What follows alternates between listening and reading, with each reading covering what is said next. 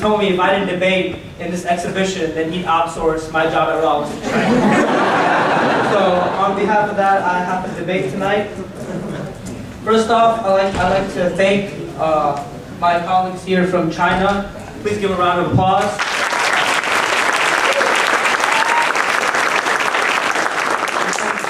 They came on a 17-hour flight all the way from China just to get their butts kicked tonight.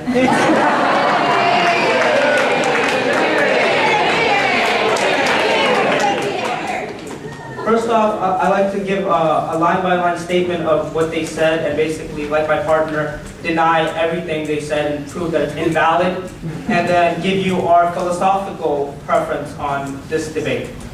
First off, they talked about how, first of all, that if we stop outsourcing to China, then Chinese citizens will lose their jobs. Well, I'm very sorry that Chinese citizens will lose their jobs. However, you have to remember that American citizens also have lost their jobs. Here, here.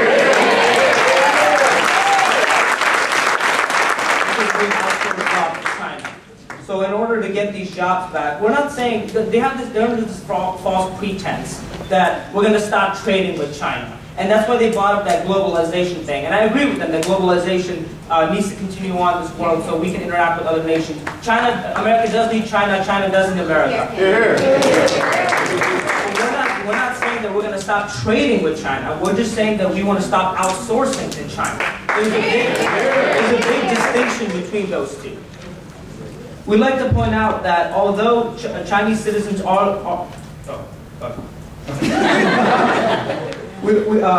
then he went on his whole spiel about saying that Americans are going to spend more on their daily expenses as jobs come back to America. But let me point out the statistic that my partner stated, and let me clarify it for them so they remember. Blixen BCG Consultants said by 2015, it will cost exactly the same amount to make the products that we make in China to make in the United States, because Chinese job wages have gone up by 20% per year, and also the shipping cost, combined with the shipping cost, allows us to make the same products over here in American soil and allow our jobs to stay over here. That is predictions. That is in 2015. It is not predictions. It is but 100 years ago, we predict that people will not have computers here. 150 years. See, even in the statistics, they're wrong.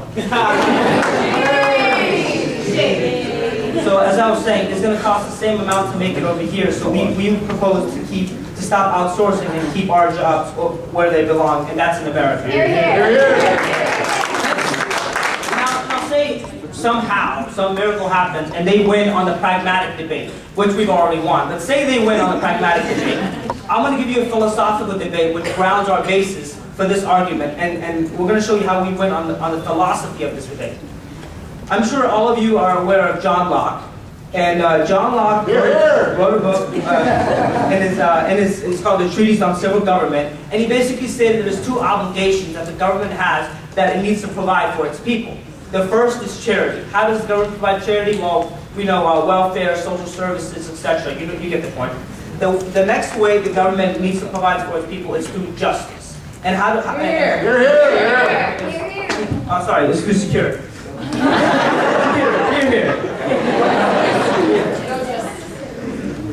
Just security falls under justice.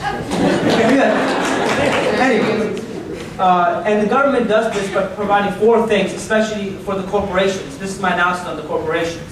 The government provides four things for the corporations. The first thing they provide for corporations are startup funds. Can you guys guess where these startup funds come from?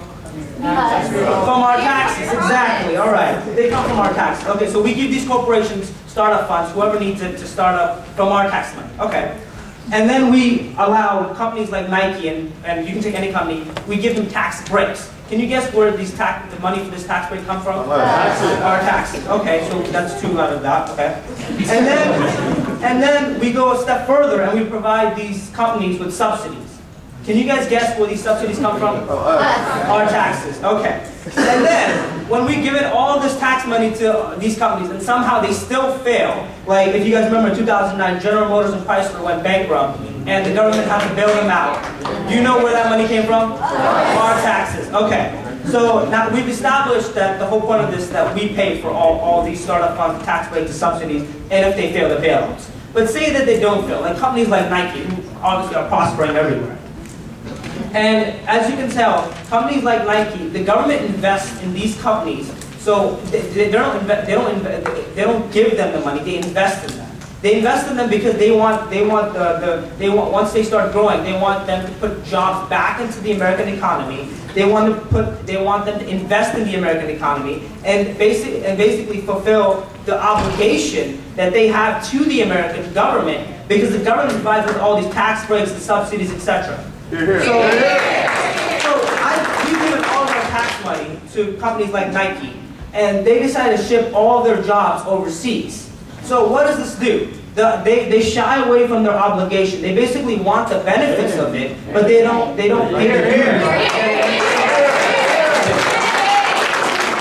So basically they shy away from their obligation, which they're supposed to. So they don't provide jobs for the American economy. They don't invest in the American economy, and they don't fulfill their obligations, which the government. After they make money, they pay more taxes to the government first. Number two, why this company choose to start a business here? Because the American government promise the freedom. It is the American government that obligates those companies.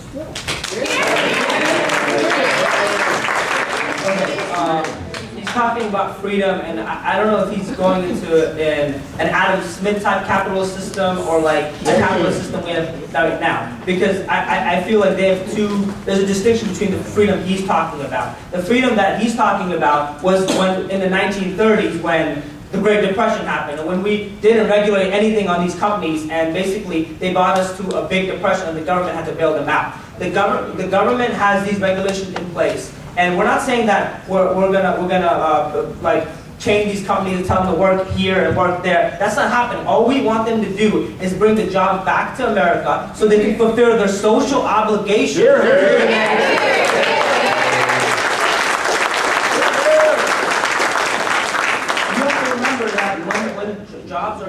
When jobs are taken away from the United States economy, two things occur. The first thing that occurs is, first of all, people's standard of living goes down. Okay, I know many people have lost their manufacturing jobs and blue-collar jobs, and so their standard of living goes down, as my partner stated, and either they have two things to do. Either they take a job which they're less skilled for, and their standard of living keeps decreasing, or they're like, why am I working for this bad job when I can just declare myself as unemployed and take the welfare from our taxes once again. And the second thing that happens when standard of living goes down, the autonomy of the people is compromised.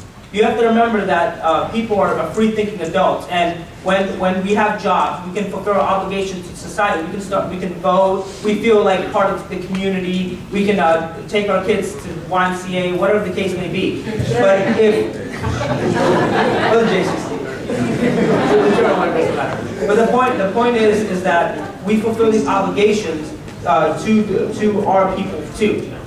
So when these corporations don't fulfill these obligations to the government, they not only don't fulfill it to the government, they also shy away from obligation they have to the citizens of the United States who helped start these companies, who helped pay the tax money so we can get jobs back into the economy.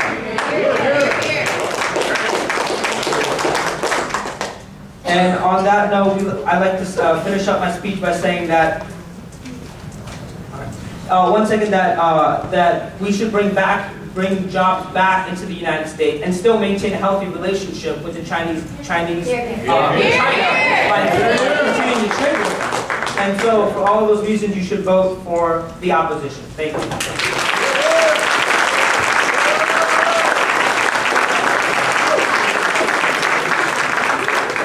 Okay, the rest of the audience, this is the moment you've all been waiting for. We will give you an opportunity to raise questions for either debate team. And I believe the ushers are going to help you out with this. So, yes.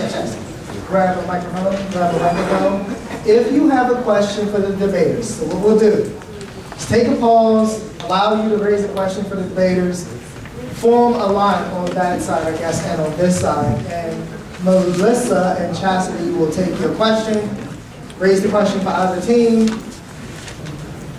and then we will proceed with final speeches. But there's something else you should know. You're going to get a card. On that card, we will leave the voting for you. So, if you think the Rollins team won the debate, by the end they haven't given the final speeches yet, then you just simply write Rollins on the card. If you think the Beijing Foreign Studies University team has won the debate, simply write Beijing Foreign Studies University on the card. We will collect the cards, we will count the votes, and then we will announce the final tally. But before that happens, we'll give you a chance to raise questions, so please form a line if you have a question, and Melissa and Chastity will take your questions. Thanks. Come out. If you have a question, just come right on up here. Yeah, just come out. Any extra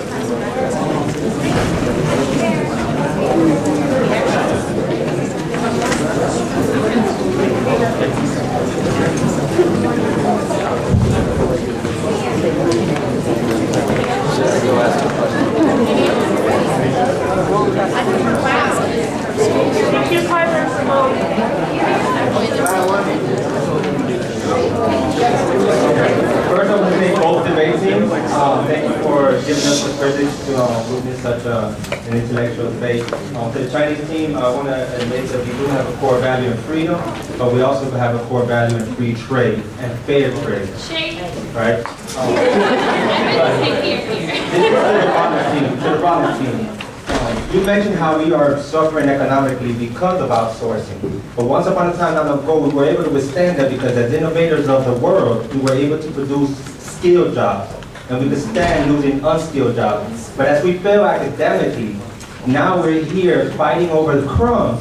Not because we don't have bread, but because we're failing to produce the bread in our own country. So that's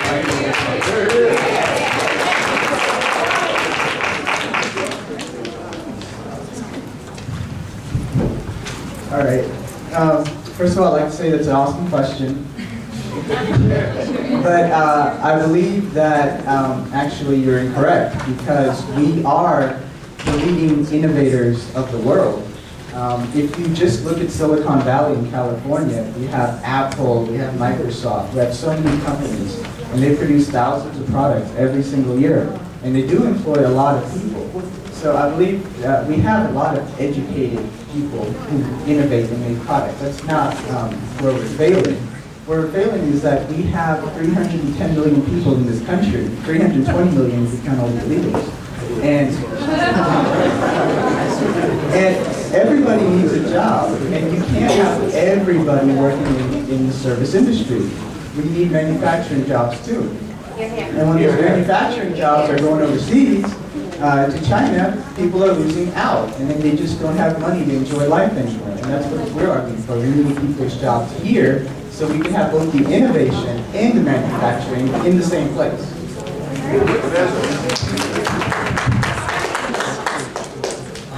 I have a question for the Rollins. You mentioned that bringing manufacturing jobs back to the United States would benefit our economy, but you also mentioned that there's a high amount of high-skilled workers that are unemployed. I guess you would call it structural unemployment rather than cyclical unemployment. But in this case, do you feel that bringing these manufacturing jobs back to the United States would put those people with those high-skilled degrees back to work, and in what ways? Here.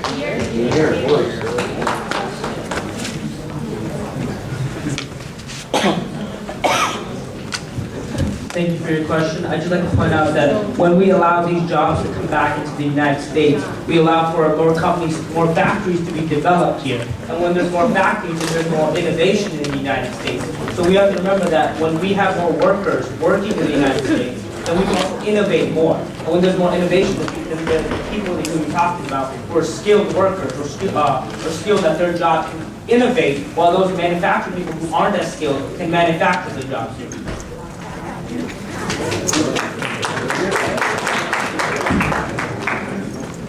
Good evening, everybody. I would like to thank the Chinese team for coming over. I know it's very difficult to debate in a foreign language, so congratulations for trying so hard and doing a fun job. My question is to the Chinese that has to go around and shop for things, but that is also concerned with trying to keep America strong and loves to see Made in America with pride labels. I want you to convince me, number one, quality reassurance, and number two, human rights. How? As a mother who buys toys or buys clothes that are contaminated and can cause illnesses to our children or our, anyone, how come, the Chinese entities have not made sure that those things would happen, because the knowledge is out there, and so either they're not making effort to know what they need to be doing, or they don't care that they're doing it wrong, it's more profitable. And the second question of human rights is, when I buy garlic or sunflower seeds, I want to make sure that nobody was abused to produce those. So what should we tell them to reassure me that it's okay to buy Chinese products? First of all, thank you, madam, for your question. And you are proudly mother in the United States, and I feel proud for yourself because you can take care of her, about his or her, for some daughter, because you are really concerned about his or her safety. And of course, I'm concerned about my family's safety too. But the problem is that these cases, they are single cases. So you use all those kind of products here in the United States, but only a few of them, actually, you can count them. Maybe 5 of them, they have some kind of problems, and we are doing better. Because in the past, actually, the Chinese companies, they are trying to do whatever they can, but they do not know that they are actually using the products, or they are actually using the things that are not good for human beings. So they do not know it. And after the United States outsourced those jobs to China, the Chinese people actually know the knowledge. They will do so. They will monitor it, because these products can also be used in China. So Chinese companies do not want to hurt ordinary Chinese, nor do they want to hurt ordinary Americans, because we are friends.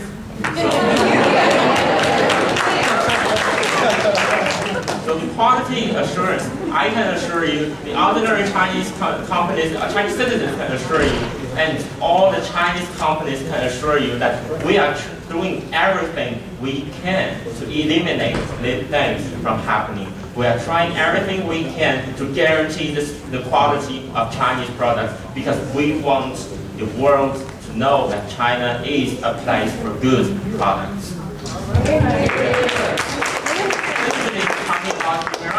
I'm going to tell you a very simple example and what I have seen in the countryside.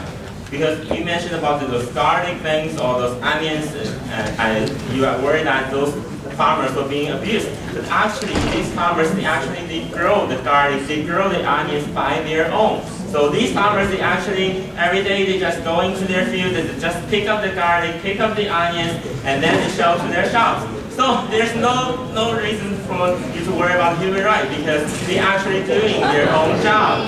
So they're actually earning their own living. It's not like in the United States in the past when you hire slave race and hire those black people and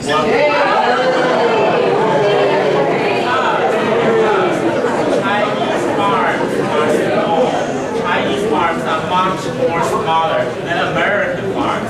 So every Chinese farmer, the average Chinese family can be able to do their ordinary job. They can be able to pick up a garlic and then sell it to the market. So there's no reason to worry about human rights.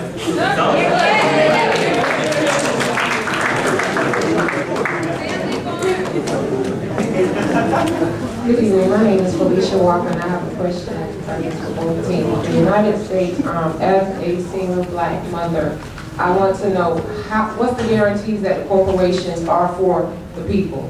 Because it's not just about outsourcing. It's many of jobs been just to technology and robots and stuff. So we have other issues, and the jobs are not trickling down to the poor. They're not. So what's the guarantee that corporations are looking out for the benefit of all people, not just rich people in the United States? And for the Chinese, it's like 20,000 jobs does not replace millions of jobs. It's like we cannot sacrifice our poor people in our country to help build another country. I don't get that. Thank you. All right, to answer the question of whether or not corporations actually care about the people, the answer is actually no. Corporations are usually out for the bottom line, right? This is why we're arguing. My partner came up here and presented an excellent argument, gave you a philosophy about why corporations are obligated to the government, and why this is the reason that we should institute certain laws or whatever it may be to get these jobs to come back to the United States. And then we gave you certain benefits about how corporations and the people and the U.S. government, we can all benefit from this. So in fact, when these manufacturing jobs do come back, you'll find that they will trickle down to the poor because we'll just have more jobs here in the States. More jobs, and more people working, right? So did that answer your question, Adam?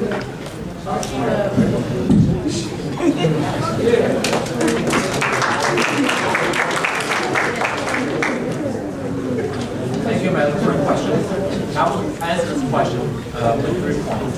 First of all, when the companies make money, they can use the money to do a lot of things. For example, charity. For example, the scientific research. For example, they will support scholarship.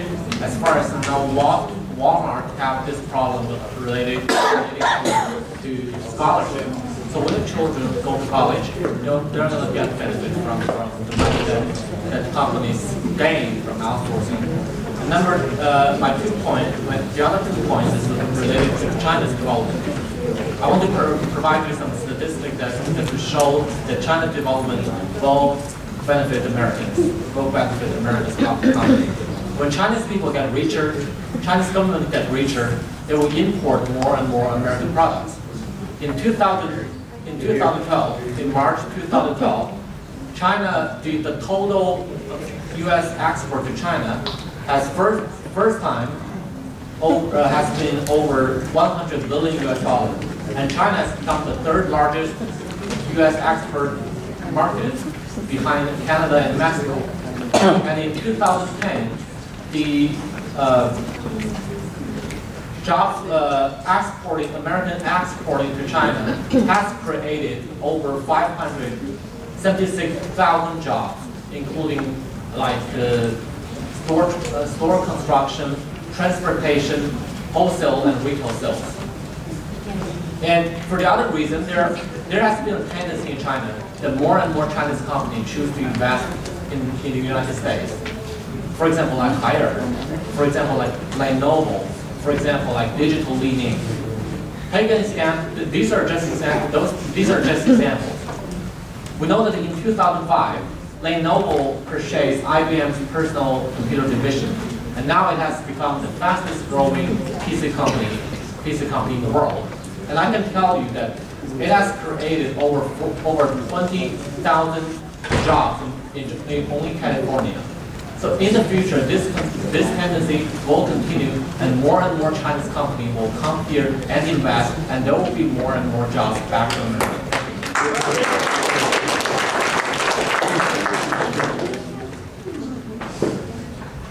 Thank you guys for coming all this way, 17-hour flight, and you're both tall gentlemen like myself, so it had to be a little bit cramped. Hopefully you got to walk around on the plane. I'm a composition teacher here at Lansing, and just a comment, I had a little bit of a problem with some of the ways that you would counter the other debaters from Rollins College. One thing we talk about in our composition class is logical fallacies, and I just felt like, especially with the first gentleman, when you spoke about the Chinese relationship would deteriorate and kind of pointed their finger, it felt like it appealed to force, that was getting away from the issue. Also with the 100 years ago, they didn't think about computers. It's kind of a red herring. That's taking away from the issue, altogether. So we saw a lot of examples of that tonight, but you've also helped some of my students that were here to pick out those examples. So thank you for erring on the side of the question. The question is, you talked about that the jobs are going to China, being outsourced from the United States. My impression's always been that they're outsourced because the labor is cheaper overseas, and also because we can't pay our citizens or treat them, well enough. The corporation can't to our standard of living. So that begs the question: what is the standard of living for these workers in China? Is it as good as our standard of living?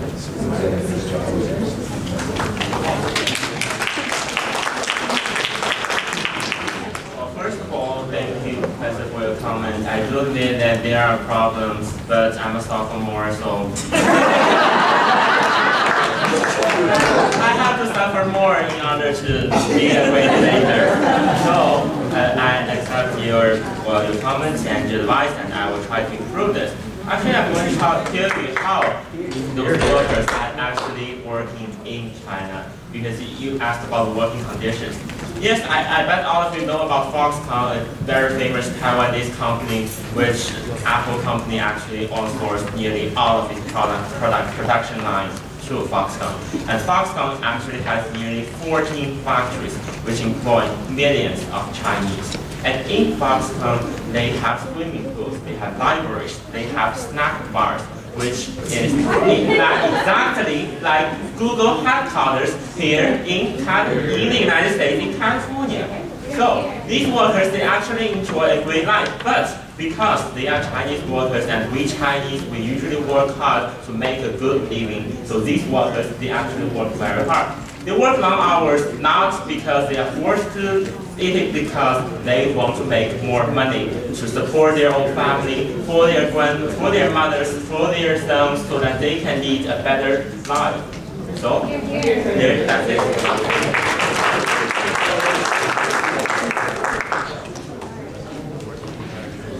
Hello. Once again, I do want to thank Beijing for coming out. It's been great. It's been a great show. And I also want to thank Rollins as well. Thank you.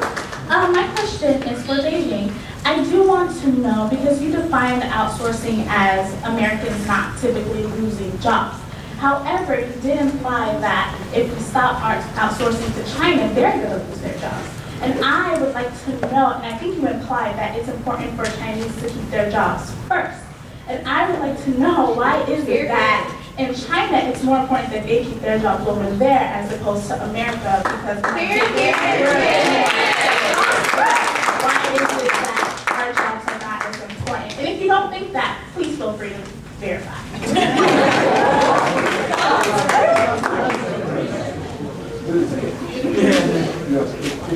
Thanks for the question. First, I apologize. Maybe my speech I make you a little bit confused. I didn't say that which side China should come first, then America. Yes, that's why I should apologize. This is probably my English. Both countries' employment are important. China's employment are important. Americans' employment are important. Well, what I try to prove that in a time of globalization, Chinese job will become American job. American job will become Chinese job. We are mutually effective, and we can be mutually benefit. Creating jobs in China will benefit China's economy, and in turn will create jobs in America. This is what I try to prove. That I focus on the interdependence of between the two countries, and I think this is very important.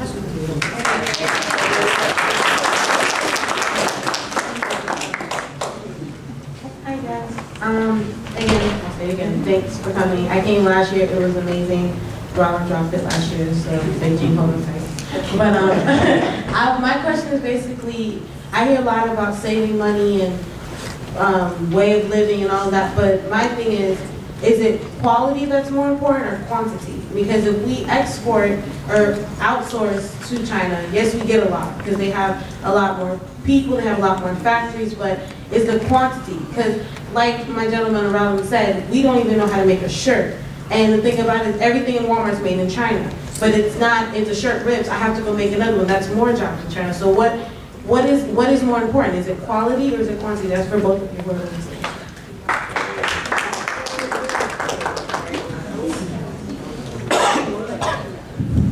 right, I'd just like to say that I agree with you on the idea that quality is more important.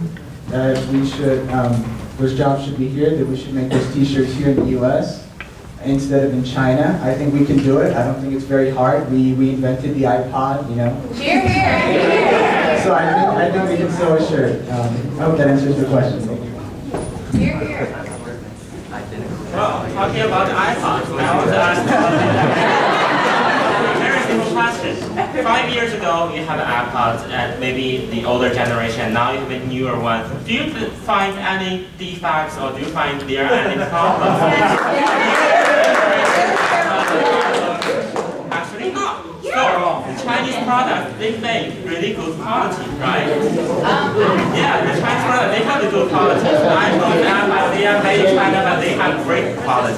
So, we also believe quality is much more important than quantity. And that proves this. So, I think.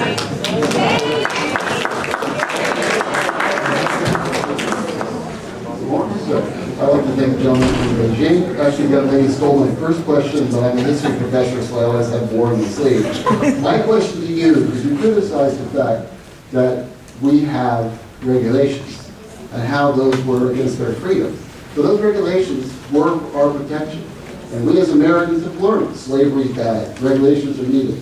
But isn't it true that in Beijing, the air is so thick that people cannot breathe? Houses have to be sealed from the smoke. So wouldn't it benefit China to have regulations? Hear, hear, hear. Actually, my first debate, I did not deny the regulations. I mentioned about social contract, and in social contract, all people agree that they abide by certain kind of rules and regulations and laws by the government. So, actually, I do not deny that there are regulations both in China and in the United States. And as for the environmental problem, yes, I do suffer a lot, but that is because, yeah, and the air in Florida is much more fresher.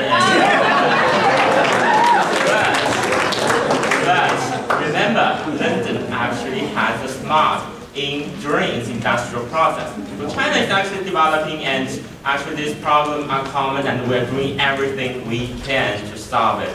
So be free, feel free to come to Beijing next year and enjoy the fresh air like it here in Florida.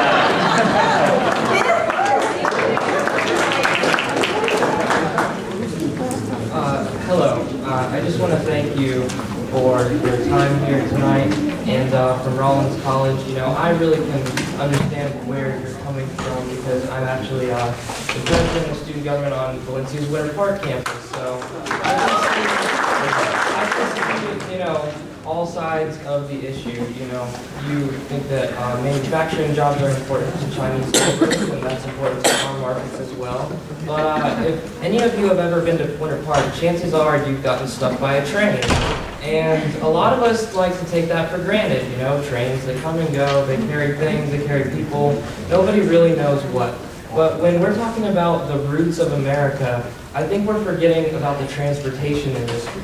And with imports and exports being at an all-time high, and the rejuvenation of the ports in these cities around the United States that are now regaining jobs because of the imports from China, do you feel that bringing the manufacturing jobs back to the United States would overcome the economy that we've created behind the new transportation energy's revitalization?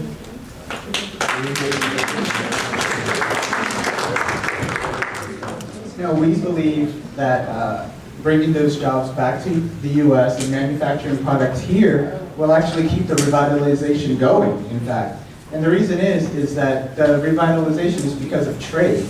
And just because we're going to manufacture products here doesn't mean that the trade's going to go away.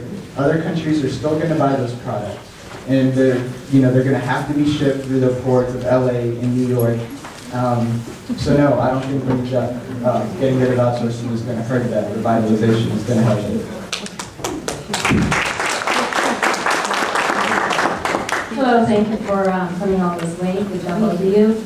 My name is Daisy Gray, and I'm a full-time business student. I'm a single parent, and I'm a virtually new entrepreneur. And in my line of work, I have to import a lot of my products and equipment from China. And you're right, they have improved in quality over the years, more so recently than before.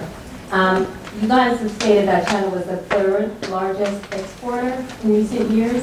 Okay, so to me it appears that this is not entirely mutually beneficial, as you stated in your debate, that the U.S. benefits and other countries benefits and China benefits from outsourcing, because you benefit on the export end. We're exporting so many products to so many different countries, especially the U.S., where we have small businesses and other businesses that benefit from the lower prices that you provide. So it seems a little off balance to me that you're benefiting from exporting and outsourcing. Do you agree? Firstly, I'm going to explain to you in a very simple logic. Well, everyone has an iPhone, I believe, like most of them have other kind of products. But actually, most of those iPhones, they were assembled in China, but many of the core chips, they were not from China. They were imported from Taiwan, from South Korea, from Singapore. So actually, the export in China, you see that the export is very huge, but actually, China actually benefited a little from it, because China actually has to import all those chips back to China, assemble it, and then send it to the United States. So you see that the Chinese export is very huge, because actually China exported the whole iPhone. But China actually bought all those products, all the accessories actually from all the places around the world. So actually the Chinese were not benefiting so much from the exporting. Yeah.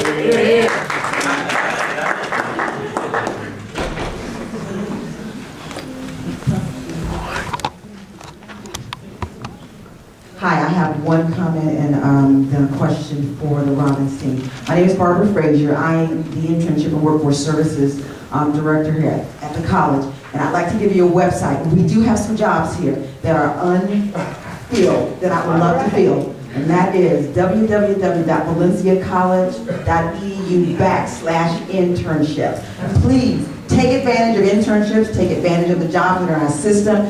Students, please major in degrees that will pay money in science, technology, engineering, and math. Those are the jobs that will pay you money. So that said, I have a question for the Rollins team. Here's my question to you. Yes, you are right. Companies do benefit by getting tax breaks. I work with the EDC, and they're trying very desperately to bring a lot of diverse jobs to the community so we can have jobs. What percentage of employers actually receive incentives to move to the states or to start businesses? Do you know?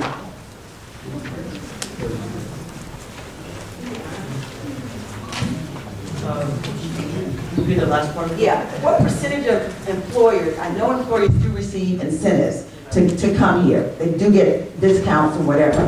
But what is the percentage? Do you know? I'm not certainly sure of that. You know the percentage. He's an expert at this. You got his credentials.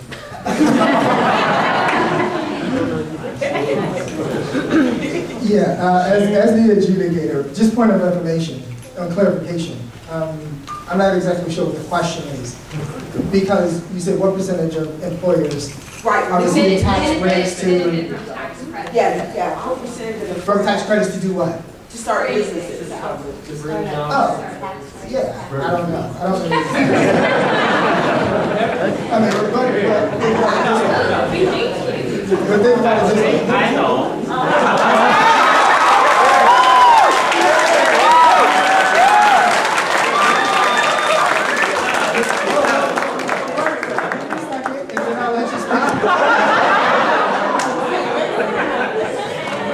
Okay, so if I understood you right, it was a tax question. It was a question about what percentage, and of course that percentage is going to fluctuate from year to year. And the reason why it's going to fluctuate is because companies are going to move in various ways throughout tax brackets over the years.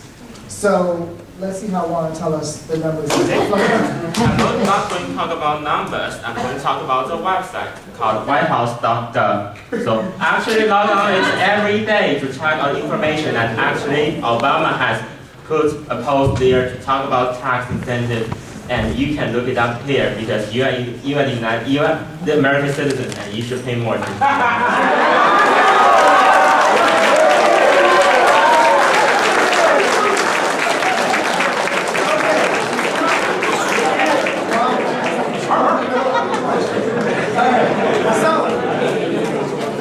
It is time now for the rebuttal part of the debate. Here, the debaters will give you their final synopsis of the debate, final speeches of the debate, after which you will vote for the team that you think has done best. Then you'll wait for a moment and we'll tally up the votes and then we'll tell you who won the debate. So, opening up the final rebuttal speech will be David Kevorkian of Rollins College. Give him a round of applause.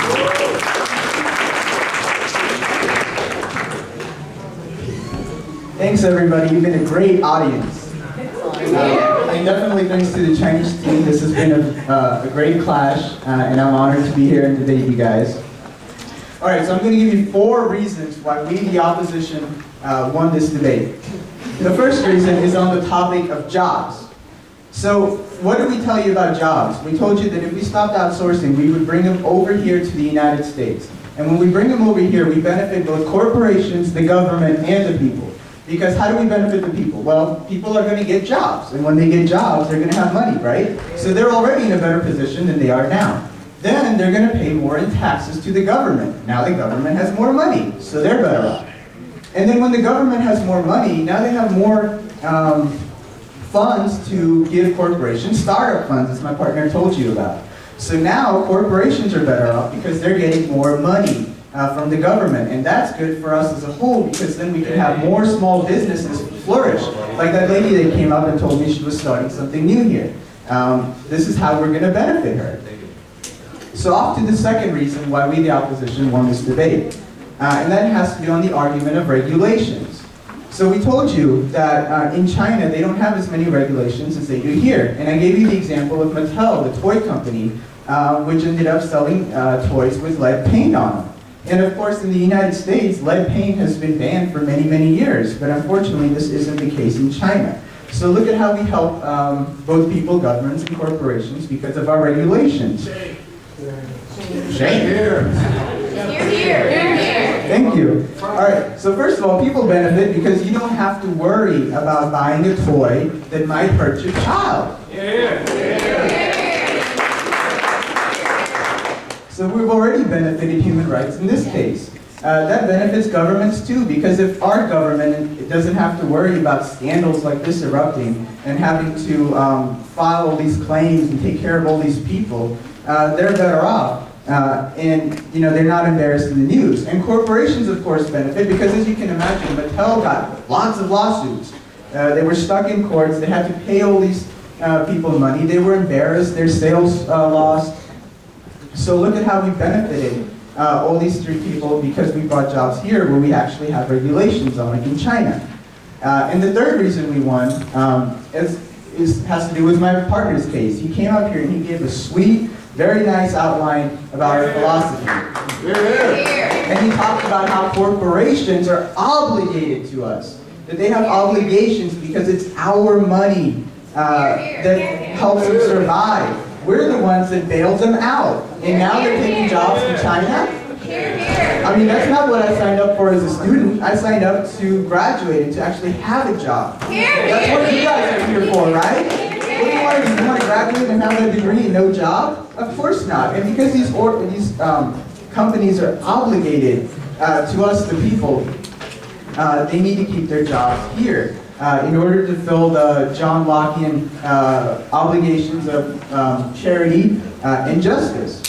So because we win on these 3 topics, I want to give you one more, and it's like the cherry on the cake. And that has to do with national pride. Like I told you earlier, about the, I have a dream. It's true, I do. And the made in the USA, proud to be made in USA, those products.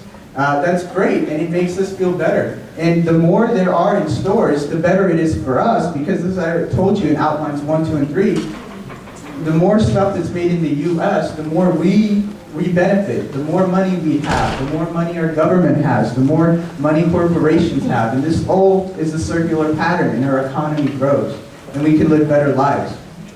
And who doesn't want that, right? So for these reasons, I motion to oppose the resolution. You guys have to vote for us. Thank you.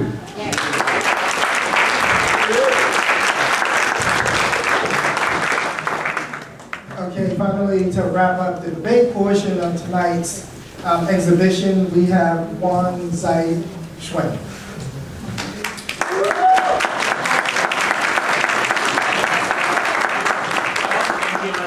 For staying up this late and for just listening for us to explain our own opinions, and we are here to clarify our points.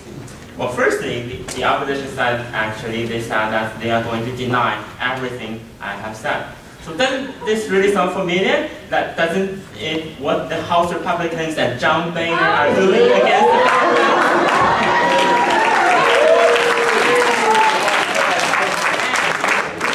the supporter of Barack Obama, I'm going to prove that what they are saying are not true, which is what Barack Obama actually said during the presidential debates, that that's not true.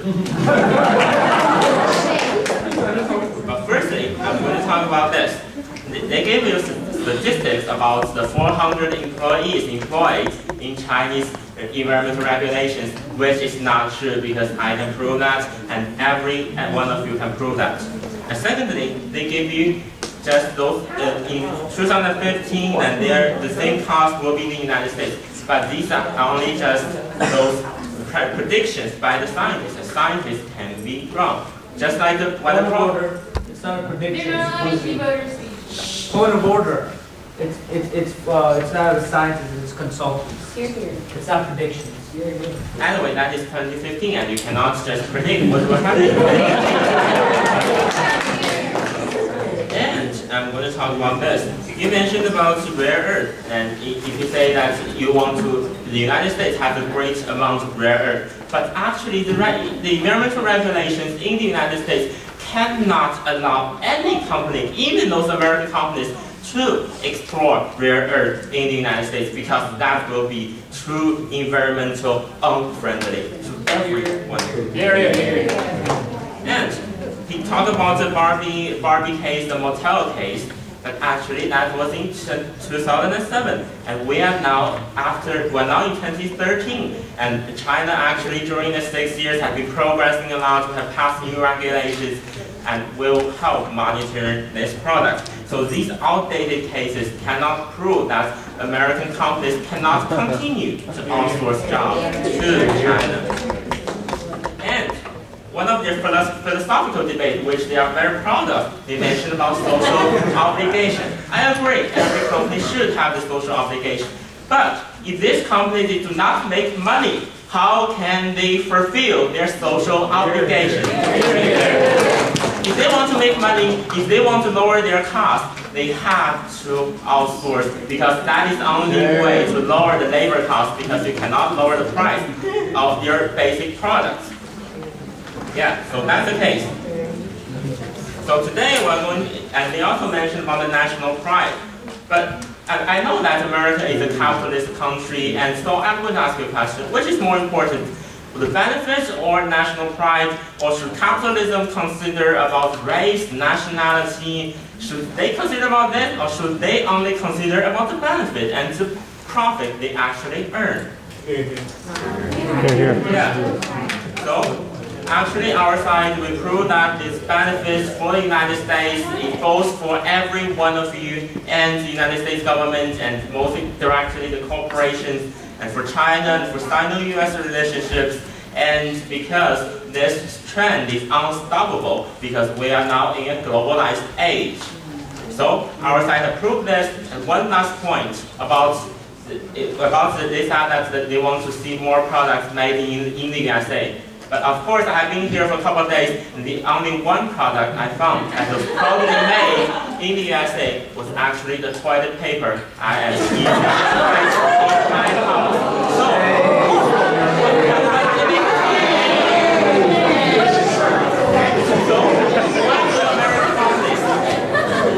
Why do American companies make toilet paper? instead of making iPhones right in the United States. Because they cannot take the risk to do that, because they still cannot lower the cost. Because the toilet paper, they make little money, it is nearly the same whether they are doing in China or the United States, and they want to comfort all of you because you want to have the passion and pride. So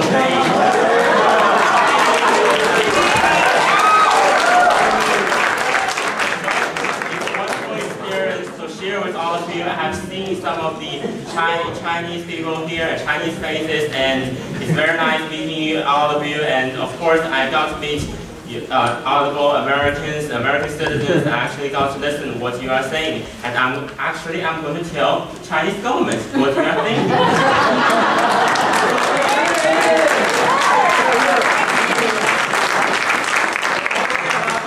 We'll make it out, and we must continue outsourcing so that you can lead a better life, and we can do so as well. Thank you.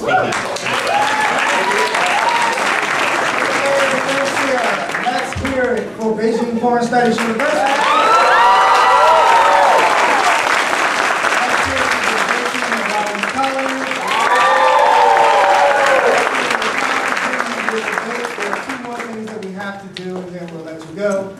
First of which is the voting, so mark your ballots. People will walk down the aisles on this side and this side, hold them up. They'll take your ballots and they will calculate them quickly, so you don't have to stay here much longer.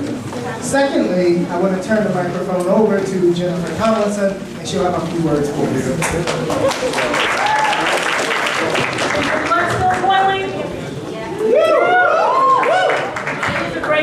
Great evening, and I thank all of you guys for being here, and I want to take this special time out to really acknowledge our debate teams that are here visiting us here at Valencia. And so therefore, on behalf of Valencia faculty, staff, and students, I want to present these awards and certificates for you.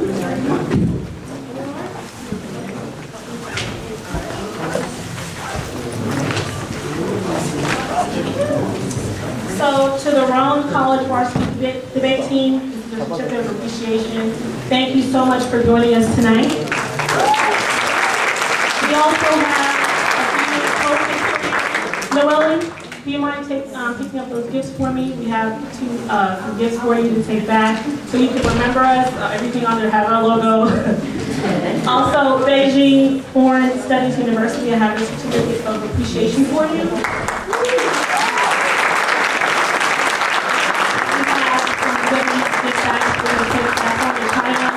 You'll never forget Valencia College and the British Department. Thank you so much.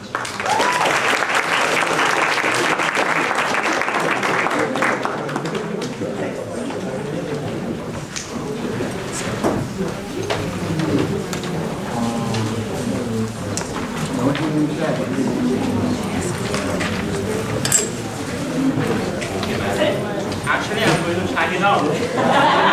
Made in China.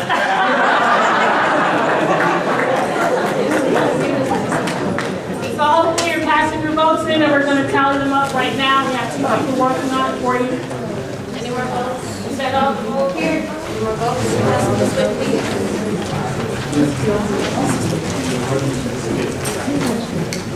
Any more?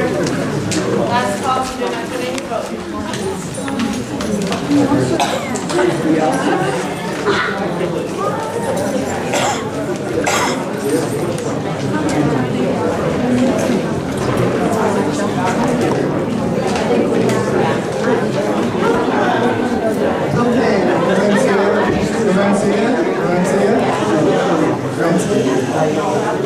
Alright, we're all paying attention, great.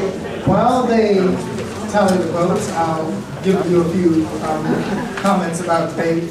One of the things a few of your professors brought up was about the substantive content of an argument. So for example, he talked about how debaters are supposed to construct arguments without committing what are called fallacies, and he mentioned the fallacies.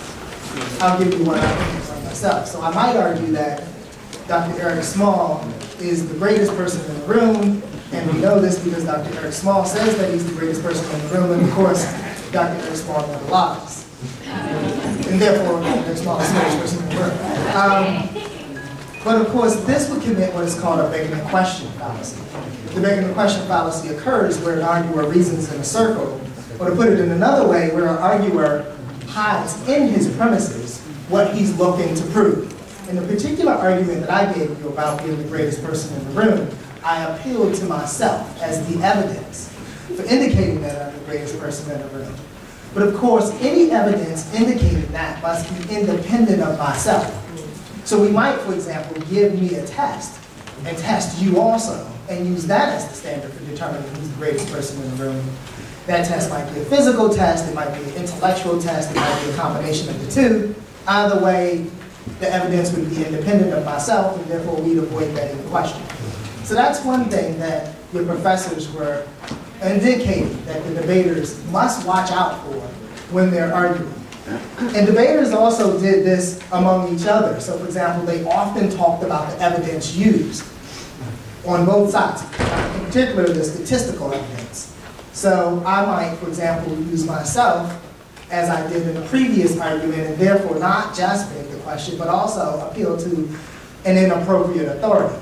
That is, in the United States and most countries in the world, we expect the person that is evaluating to be independent of those who are being evaluated. In the argument that I gave you, I am both the person being evaluated and the person evaluating, and therefore I would have committed a second fallacy, namely the appeal to an inappropriate authority. So I say that to you in part because I am wasting time while they count the votes. And I say it to you because I want to continue this debate relationship with Valencia College. And as we continue it, you'll come to see more and more that there are things that debaters are doing in the course of the debate, and one is substantive. And in that way, both debate teams were attempting to look out for making substantive mistakes or committing fallacies, and your professors highlighted that. The other way a debater might make a mistake in the course of articulating the argument is that he might structure the argument in such a way that the conclusion does not follow from the premises. So, for example, the debater might tell you something like, in the case of outsourcing, that American corporations are outsourcing jobs to China, American citizens are losing jobs, their standard of living is going down, therefore there's only one conclusion, namely close all corporations. Now, of course, you can see in this particular case, I've structured the argument in such a way that the conclusion doesn't follow from the premise, and the fact that you laughed at it indicates to me that, of course, you noticed that another conclusion follows from the premises. So, in this way, I've committed a structural fallacy, not a substantive fallacy. So there are two ways to evaluate arguments. You might evaluate an argument structurally, or you might evaluate an argument substantively. Either way, the argument would be fallacious, or what we sometimes say, invalid and therefore unacceptable. I'm running out of time. Can I ask a question? Okay, when they gave statistics, yes. Oftentimes when you don't give where you found that information, where did you grab those numbers out of the air? That's another fallacy that I caution my students against. Yes. Okay, so statistics, you got it? Yes, it is. Okay.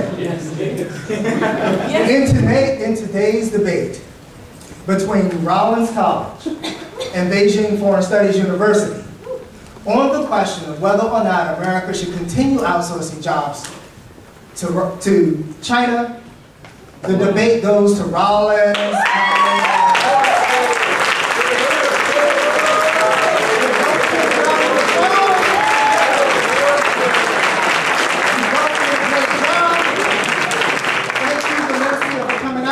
You have the microphone. I